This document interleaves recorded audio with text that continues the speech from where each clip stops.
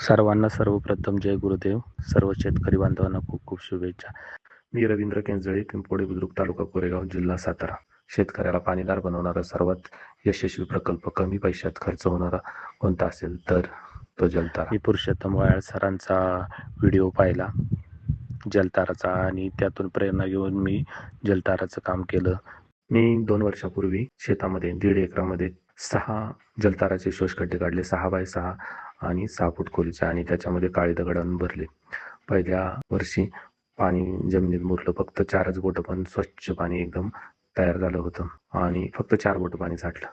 नंतर दुसऱ्या वर्षी पाऊस 2 पाऊस झाले, ते पाणी सगळं जिरलं. तिसरा पाऊस झाला, त्यानंतर विहिरीला पाणी वाढ झाली, विहीर पूर्णपणे भरली आणि जलतारामुळे खूप पाणी पातळी वाढली. हे जलताराचं यश आहे. पाणी पण जलतारामुळं जमिनीत मुरलं आणि लगेच जमीन वापशावर येते आणि जलताराचे खूप फायदे आहेत. आणि शेतीला लागणाऱ्या सर्व साधनांपैकी पाणी हा सर्वात मूलभूत घटक आहे. या मताशी मी सहमत आहे. जय गुरुदेव.